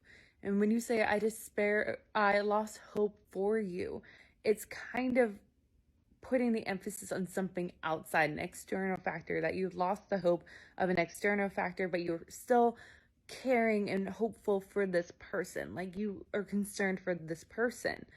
When you say of you, I lost hope of you, you're talking about that person, not something external. Maddox's relationship with his kids are absolutely fascinating, and I do not think he would ever win Father of the Year. Like, he's kind of toxic, but it's fascinating because here he's saying to Oak, you have no instinct to take power, even when it's offering you its very throat to tear out, because that's exactly what Jude has done. She would seize power, especially if it was right there for the plucking. However, he despised how Jude did not abide by his wishes and wants, that she would not play his foot soldier. Meanwhile, Oak kind of doesn't rock the boat. He does kind of do what Maddox wants for the most part, but Maddox says that Oak then doesn't take that extra step to seize power, especially when it's right there easily to be plucked. And like, it's interesting that between the 4 kids, he has not had his perfect child, and yet he doesn't also realize it contradicts each other. Like, you cannot be a foot soldier but then also seize power. Like, it doesn't work, because if you're seizing power, then you're acting on your own schemes and plans and wants, and you're seizing power for yourself. But if you're playing a foot soldier, you're not acting for yourself, you're acting for him. And here we have it again. This is exactly, I think, a big theme in both series, which it comes up with, perfectly summarized, with Maddox saying, That's not my nature. And Ren says, the red cap says softly. She doesn't say Maddox. The red cap, putting what type of creature he is, which is this thing of this emphasis of this is who they are supposed to be, is within their nature. They act and think and do because they cannot do it in any other way because it's within their nature. But we saw in the group friends that the other red cap, what's her name? It starts with a G. God, I cannot think of it at the top of my head. It's too early in the morning. But she became the general for Jude and Queen of Nothing. And she points out that she wouldn't have thought her like child if she was put in the same situation as Maddox. So there is a line. There are people like Maddox and like Locke that use their nature as a crutch to explain their worst selves when that's not the case. And it's important here too because Ren is struggling of trying to be a good person, but yet simultaneously thinking that it's impossible for her because she is a monster. My heart, the moment that Oak heard her like moan, like to show that she's waking up and to pretend like she just woke up and wasn't eavesdropping, he rushed to her side. Like she says, she heard the clatter of his hooves against the floor, and then he's on his knees in front of me, and his eyes are worried. I'm like, he does care. But the thing with Oak is that, like, and same with like Carden, there's so much working against them that it's hard to tell how much they're telling the truth and how much they care about you, and so you're worried around them, but like he does. This was one of my favorite lines from the first time I read this book, and it still stands as one of my favorite lines, and it's when Maddox says to Ren after saying, of course Ren would probably want Lady Snore castles and lands for herself, and Ren shakes her head, and he responds with,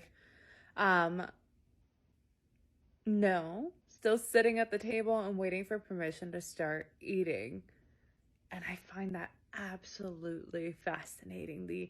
You have a spot at the table, you have a spot at power, you're a queen, yet you're waiting for permission to use that said power. And Maddox doesn't see the irony of the situation, because here he's describing to Ren of how he had been pretty much the perfect foot soldier, that he had, gone to war in Eldred's name, but never had much given to him, even though he did all the work.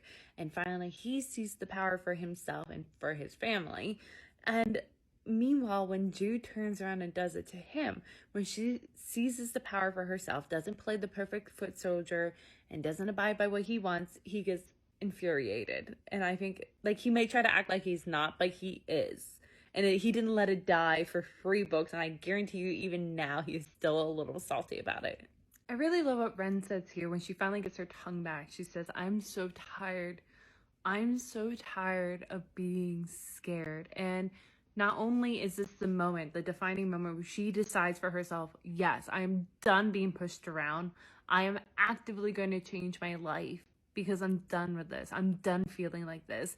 And it feels very similar to what Jude has said in his experience in the first book, that she was done, biting her tongue, which actually is slightly ironic because of Ren biting her tongue and then eventually having it cut out, that Jude was done doing that she was now going to seize control of her life and fight back. And this is exactly what Ren is doing here too. And immediately after, we're reminded of Ren's almost stunted mental growth, that she has a very childish thought where she thinks that, what if she did, sink her teeth into something, take this castle and all of Lady Nora's lands for myself, stop waiting for permission? What if she had control of the Ice Citadel? What if Lady Nora not just was beaten, but gone, and Alpine glad of my service, so glad that they're willing to name me as queen of these lands? And it's such the best case and scenario, but it's also so idealistic, so childish to think, all these things, I could do all these things, all the bad things would be gone, and I would be praised by Alpine, be accepted by Oak's sisters. Maybe they might accept me as a potential person for Oak to potentially marry now, still a little bitter from all those years ago. But that's not going to be the case, especially not with Jude. Jude is going to see her as a threat. It's also interesting to see how Maddox's words had wormed their way into her brain and now is becoming a little bit of a mantra for herself, because she catches herself and going, no, I'm not going to ask for permission anymore. Or no, I'm thinking like I'm waiting for permission again. I'm not going to wait for permission to have, eat at the seat at the table. I'm seizing my power. That's what I'm doing. And it's interesting that, once again, Maddox kind of helps this. I think Dane technically helped Jude jump onto this path, but it's interesting that Maddox is the one urging her on this one. Once again, a theme, one of many themes between both the Cruel Prince series and this duology is a parent-child relationship. Now, and this involves a lot more power dynamics, which exists in the everyday world, but in the everyday world, it's different than obviously what's going on here. But every parent has to experience eventually the day where they're looking at their child and all of a sudden they've grown up and they're making their own decisions that may not be the decisions that you would choose for yourself or for them, but it's their decisions and you're going to have to get used to it, but you might butt heads with them. And that's especially as a teenager, you're butting heads because they're trying to seize their own control over their own life and their own power, but they're still a little kid to you. And you see that also here where Lady Nor says, well, Ren says that Lady Nor sees only her simple daughter, which is the exact same way that, Maddox was viewing Jude. They underestimated the two of them because they still viewed them as a child. But then, it hits Lady Nor and she thinks, I suppose all children grow up, which is very similar to kind of Maddox's reaction in Queen of Nothing. But yeah, you're going to see with Lady Nor and with Maddox also that they are kind of reluctant to give up this power and control they have over their children. And once again, her confidence is rocked because we're starting to see her kind of act smart. The way that she's using her words to command Lady Nor, she's covering a lot of her bases. But then Lady Nor says, you should have been like us, and instead you're like them. To look at you is to see something. It is so flawed, it ought to be put out of its misery. Better to be dead, child, than to live as you do. Better to drown you like some runt of a litter. And Ren then thinks, I want to smash things. I want to break things. I want her to, cut herself with a glass.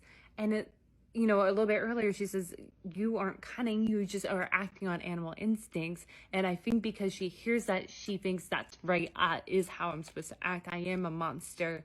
And she, even though she won't vocalize it, even in her own mind, you're seeing that she is internalizing that message and acting on it almost. And even though she faltered for a moment, falling back into the old version of herself, believing she is a monster acting on animal instincts, when Oak comes back, she kind of rallies. She remembers probably what Maddox has said of seizing herself, not waiting for permission. And we see how she is seizing now her title as queen. She's not shrugging it off as she has been doing for years. And you see that by her never saying it. You see it with her now putting on a gown that used to be Lady Nor. She's dressing herself for the part now, which feels very much like a Cardan kind of thought. Ren then thinks to herself, when I was here as a child, I was afraid all the time. I will not give in to that fear now, which feels very similar to the Jude's famous line of, instead of being afraid, I will become something to be afraid of, to fear. There's another one also very similar, but I think it's showing how sometimes if you try to suppress, to smother, to control kids and press them under your thumb for so long, eventually they will come out and bite you. It's like an animal. You can only, hold an animal down for so long before they bite your hand. And that's what we're seeing here, that they will come back and fight harder against you. I can't decide if Ren is right when she tells Oak, let me tell you something about yourself, and says that you smile, jest, and flatter, not because you want to make people feel off balance, but it's because you're afraid they're scared of you. And she tries saying that it's because of his bloodlust. And that might be true, but I don't think so. I think it's because of him being a honey talker, that he is kind of equal parts afraid of them not trusting his word because of being a honey talker, but simultaneously might as well lean into it, stop fighting what they already assume he is, similar to what Cardan did when everyone assumed he was a cruel, mean prince. Once again, I'm a huge fan of costume design, historical fashion, and I find the meaning and symbolism of the fashion used in books. And once again, in the very beginning of this chapter, we are being told that Lady Nor is wearing a red dress. Now, red symbolizes sacrifice, which she is about to be, and courage and hope, but also it is eye-catching, especially in this very snowy, wintry landscape. The thing that is your eye's gonna go immediately to her compared to anything else.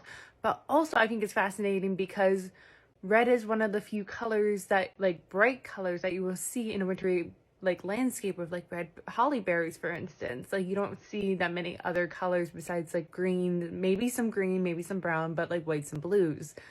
But seeing that bright shade of red catches your eye. Also, Lady Nor riding a shaggy reindeer, I think, is very interesting. Now, the first assumption is going to be that, like, oh, it's just because it's a wintry landscape, which, yes. And it makes me think of also the Queen from Narnia, because she has reindeers driving her sleigh when Edmund first meets her. But also, there's a symbolism in the reindeer, and it's, creativity and usefulness and wisdom. And it's interesting that these are the traits that she's trying to symbolize herself having as she sits upon a reindeer.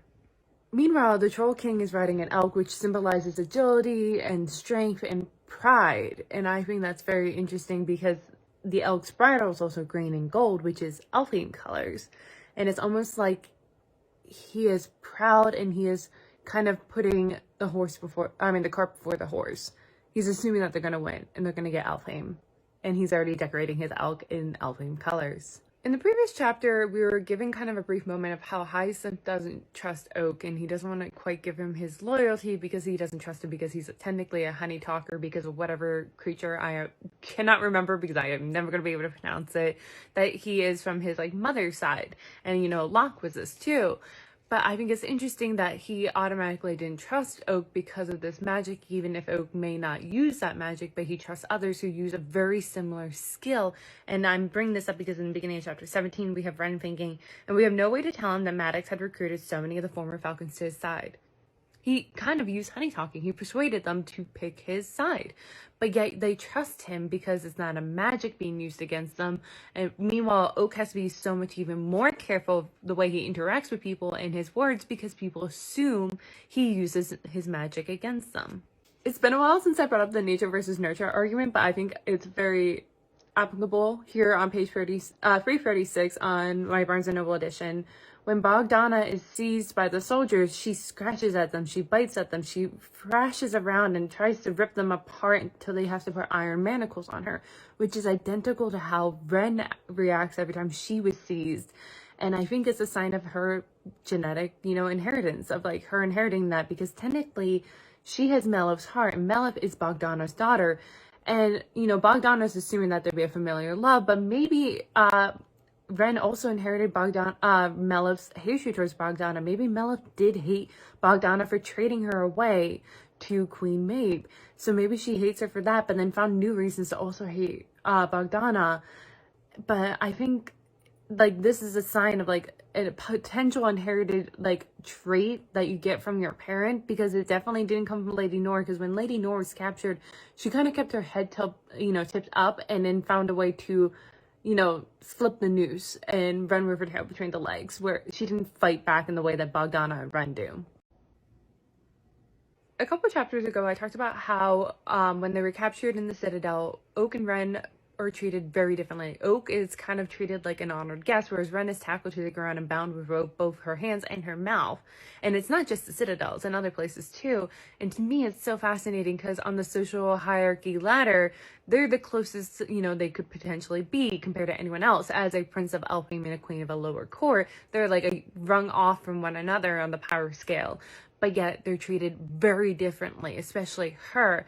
And it's fascinating because to him, and we've seen it through the flashbacks and other moments, he sees that they're close on the ladder. They're rung away. And he thinks that she deserves the respect and the honor she deserves, but no one else gives it to her. And I'm saying that again here because Ren notes that Oak's wrists appear to be tied. The cords are so loose that he can free himself whenever he wishes. And I noted that when they were first bound, that if the roles were reversed in the Citadel, he would have probably been tied with silk. He is automatically treated with so much more respect than she does. Perhaps Maddox has learned something from Jude and Carden, because Ren describes here that he leans heavily on his stick and does not complain, although I worry he might collapse. Normally, Maddox would not show this kind of weakness. He is all about at least presenting a strong front. Even if he might be near collapsing, dying, he would have at least looked like he had a strong front. But yet here he looks weak. And I think it's so that they underestimate him. He learned from Carden and Jude that maybe it's good at some moments to be underestimated so then you can pull the rug out from underneath your opponent. I hate whenever I see something and I know there's a meaning behind it, but I can't quite figure it out. And I'm just sitting here dumbfounded. It's like the feeling of something being on the tip of your tongue. And the moment here is that when Oak says, then Soren and I will go to him. He has not really ever truly called her Soren. He's always called her Ren. But yet here he calls her Surin, and I think there's a reason for that, and I just can't figure it out. You know what? You gotta give some props to Bogdana, because she's been playing the long game. It's been centuries since Queen Maeve, but yet I love that she's been so far in the background that she has been underestimated. She is doing kind of what Jude did, playing in the background, puppeting others, kind of like what she was doing with Cardan back in Wicked King. But here she has convinced Lady Nor and Lord Gerald that they have been in complete control and had complete agency in their decisions, but she's been puppeting them to create the Snow Daughter, to use her daughter's heart, to then get the bones, to then seek her revenge on Elfhame, but everything falls to shit. Kind of like a lot of Jude's initial plans fall to shit. I think I had a realization, or like, I don't know. It would make sense. No, I don't know. Because she's saying here that Lady Nora is saying that she knew the bones were entombed beneath the castle of Elfhame, and that the heart wasn't there, but only the members of the royal family be allowed to search for the tunnels extensively enough to find it, or to know if there had been deliberately moved. So I took Maddox and gave them a reason to look. Remember back in Queen of Nothing that apparently Taryn and Vivi had been going through, or someone had been going through the tombs, but because they had been bombed out, and they found Queen Maeve's armor and gave it to Jude. Was it Taryn? I don't think so, but like, was someone, like, I need to know, because they're not part of the royal line. Was it Oak? Did Oak accidentally find the bones? Like, I don't know, and now I'm like trying to figure it out. But if it was Oak accidentally that had found the bones, then that might explain why he was so determined to go on this mission. It's not only to save his adopted father, but it was also to fix his accidental mistake he had made when he was a child. I think it's interesting. I don't know. I'm just thinking about this when Lady Nor says that to have had all the power and to have known it was Maddox's son who gave it to me.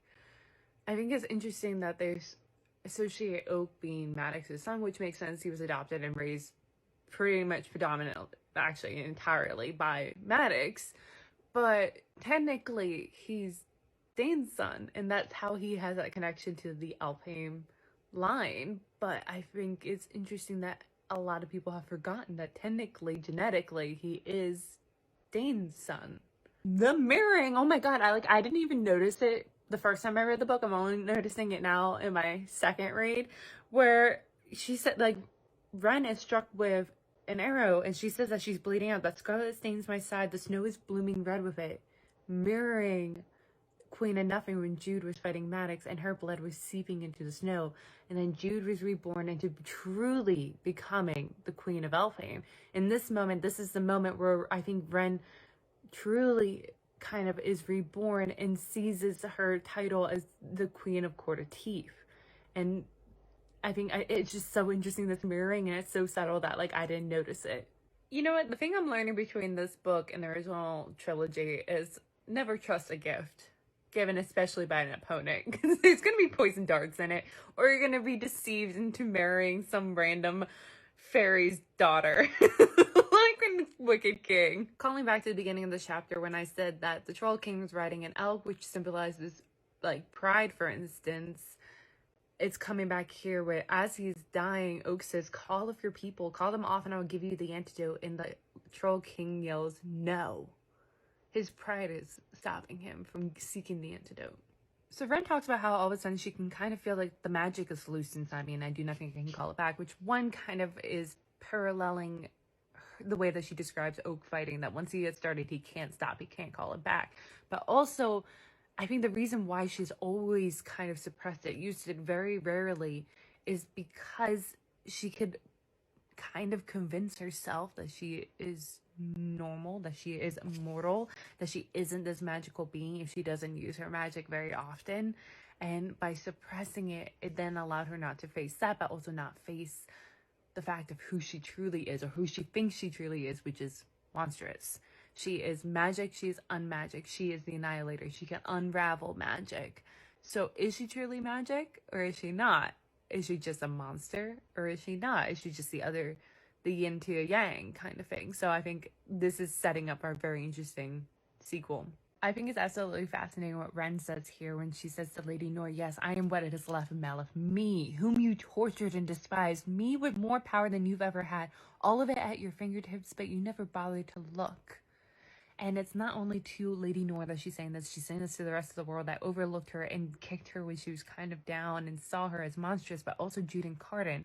Because we saw in Queen of Nothing that Jude contemplated if she made a mistake by letting Ren go and become queen, giving her a little bit of power, even though technically it was stolen right away. But she wondered if she had unleashed a potential monster based only off her physical appearance. She had not interacted with the child at all. She had not even had a conversation with Surin at that moment. She was basing this opinion on physical appearance and how things could have gone so differently if she had listened to Oak and welcomed Ren into their court, had her by her side.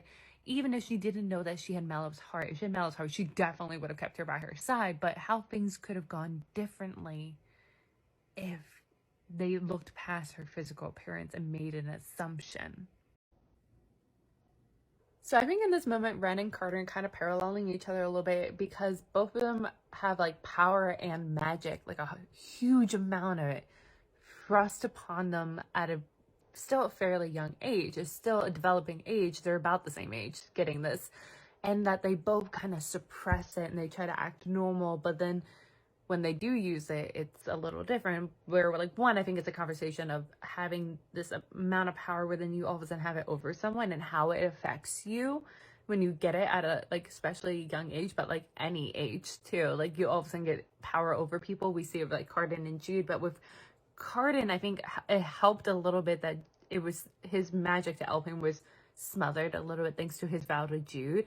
But with his time with Jude and then his experience of watching his family be murdered, he grew weary of the magic, but the only reason why he finally used it was to protect those he loves, such as Jude. And even then, like, he didn't want to destroy people. He loved Elfhame. He wanted the best for Elfhame through his experience with Jude and with, like, others in the Court of Shadows and things like that. So when he uses his magic, he used it for good to protect those he loved. Whereas for Ren, she doesn't have anyone she loves. And the moment before she finally leans into using her magic, she feels like she has been deceived and used by everyone, including Oak. She feels alone and angry and wants revenge. And that's why hers turns a lot darker than how Cardan's did, at least in this moment. But I think it's very important that Ren's immediate reaction after what she did to Lady Nor, the way that she killed her, is that she is scared and she curls in on herself, which shows that she still has a chance for redemption. That I think right now she has always been seesawing back and forth of, am I a monster? Can I not be a monster? What am I? And she's starting to lean a little bit more on the side of, I'm a monster. That's who I am. I can't fight this. But her having this reaction is showing that she is capable of not being monstrous. I find so fascinating how this is turning out towards the end because she recognizes and thinks I should tell Oak, Maddox, and Tiernan to go, to run back to their isles and stay away, or I can keep Oak as a hostage to keep Elfhame away. And that's how she's trying to justify it, but really she just wants to keep Oak near to love him, which goes back to this conversation that she kind of had with Tiernan about Hyacinth, that he loved Hyacinth so much, but yet he had him bound and kept by his side during the beginning of this quest. Instead of letting him choose to be with Tiernan, he was forcing him. And that's kind of what is happening here. Instead of letting Oak choose to want to be with Ren, to love her, she's so scared of what his choice might be that she's kind of forcing it. Once again, the mirroring, because here Ren says, heir to Elfhame, get to your knees. And Prince Oak goes down smoothly, his long legs in the snow, even bows his horned head, although I think he believes I am playing. And it is identical to the very end of The Cruel Prince when Jude orders Cardan to his knees. And he kind of still is slightly thinking that they're in on this together when they no longer were. To throw salt in the wound or to show really to Oak that we aren't playing, we're not scheming together, she uses the bridle on him. And I think it's so sad because this entire book, her biggest fear was Oak using the bridle on her. And then she turns around and uses on him, knowing exactly what it's like. That was why she was afraid of Oak using it against her, because he had to have known what it was like for her. That's what she said. And she does it to him. Ren is finally getting the respect that she is owed, that finally others are bowing to her, not with like, you know, a tongue-in-cheek kind of way, but with the honor that she deserves as the queen of the Court of Teeth. However, she also says fear is not love, but it can appear much the same. So too power. And part of it is her understanding a little bit why Lady Nor and Lord Gerald did come what they did. Because like they got their fear, using fear, they got their power and kind of respect. And she never gotten power or respect any other way leading up to now. So she kind of understands, is this a way? But simultaneously, I think she is saying deep down, she knows fear is not love. That she knows that Oak and others will not love her genuinely. They respect her just out of fear. I think it's absolutely fascinating that when she had the chance, she killed Lady Nor, but she didn't do the same to Bogdana, even though Bogdana is the ultimate puppeteer of all of them, using all of them. And I wonder if it's kind of calling back to the last book, where even though you might despise a person, when it comes down to it, you don't wish for them to be dead. It's the same when Cardan didn't wish Falcon to be dead. Jude doesn't wish for Maddox to be dead, because if they're dead, then you can't redeem this relationship. You still are hanging on this thread of hope. And Cardan says this when his actual birth father, Eldred, died. He was upset because that meant that he ran out of chances to change their relationship. And so I think she's keeping Bogdana around, even though it's more dangerous to keep Bogdana around than Lady Nor, because I think she is still hanging on to a thread of hope of potentially having familiar love. And that's why she also has Oak here, because she's hoping to get some form of love somewhere. A big element for Ren throughout this entire book is her internal debate of, can I be good or am I destined to be a monster? Because of how others treat her, because of her physical appearance, because of what others have said. And she flip-flops, and it's continuing all the way up to this final chapter, where here I think she's starting to think I'm a monster, but yet she doesn't want to play by what Bogdana wants to do. And she's like, I'm not going to do this. I'm just going to lean into I'm a monster. But then immediately follows up by releasing the final Falcons from their curse. She doesn't say anything to them. She just releases them. And that's such an act of kindness and nobleness, because she doesn't expect something in return, or at least doesn't force them to give her their alliance. But I think like she does know that if I do this, it most likely will give me their alliance. So like I think it's an interesting internal debate that will continue on into probably the next book. Once again, so like in the very end of the last chapter, I talked about how it's slightly ironic that the one thing that Ren had feared the entire time was Oak bridling her, and then she turned around and did it to him. And then kind of going back to what I made into a motif, which is when Oak had bound her wrist, he thought that the worst thing was her shivering and gave her his cloak, focusing the attention on that, not the fact that he had bound her. And she's kind of doing the same at the very end here, that she goes to see Oak in his iron cage, lying atop the furs I'd sent down. Just like how he had bound Ren's hands, she had put him in a cage. Just as Oak had given her a cloak over his shoulders, she had given him furs. And it's, kind of trying to ignore the ugly, darker thing that they're doing by giving them a small little thing of kindness, but it doesn't work. It's so fascinating that she goes to see Oak, and he notices a small movement, turns in her direction and says, Ren, talk to me, but she doesn't respond. And it goes back to the beginning, that she kind of reverts back to kind of a little bit of who she was a little bit before, but now she has more power. Like, in the very beginning, she didn't talk. Literally, the first time she talked to him, her voice croaked with disuse. And then, when her tongue got cut out, she had just finally gotten used to using her words, of finding the power in her words, and then it was cut from her mouth. She seized it back, but now she's choosing to not talk yet again. And there's more there, and I just don't know. But it's so fascinating. And going back to Oak's biggest challenge, which is people assuming any relationship with him might be falsified thanks to him being a honey talker. That is what Ren is trying to justify to herself. She may not believe it fully, but that is what she's telling herself in this moment, that she can't trust his relationship because he can twist his words and honey talk her into believing it. And I think it's so sad that she assumes just because he has the magic at hand, he uses it just as, you know, she has magic at hand, but she doesn't just use it automatically. She can suppress it too. But I feel bad for Oak, and I can't wait to dig into his internal debate with that in the next book. I'm hoping we go into that whole thing of him, you know, being assumed that he's automatically using that form of his magic when he's not. And so every relationship he has is questioned. And we get another mirroring moment. I like that this story ends with her running away from Oak yelling her name, but yet simultaneously love hearing him scream her name, because she has power over him finally. This entire time, he has technically had power over her. And it's mirroring Jude and Carden's dynamics, especially at the end of the first book and going into the beginning of the second book, that Jude, even though felt guilty for deceiving Carden, and he kind of throws salt in that wound, but yet simultaneously she's a little pleased with herself that she has power over Carden when Carden had technically had power over her the entire first book.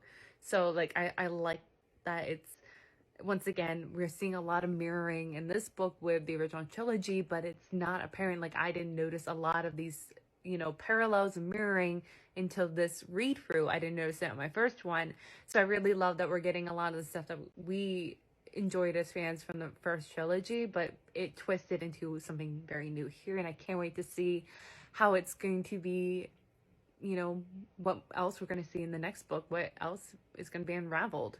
And to end this video, yes, I do plan on doing a in-depth literary analysis / dissection of the next book in this duology, The Prisoner's Throne.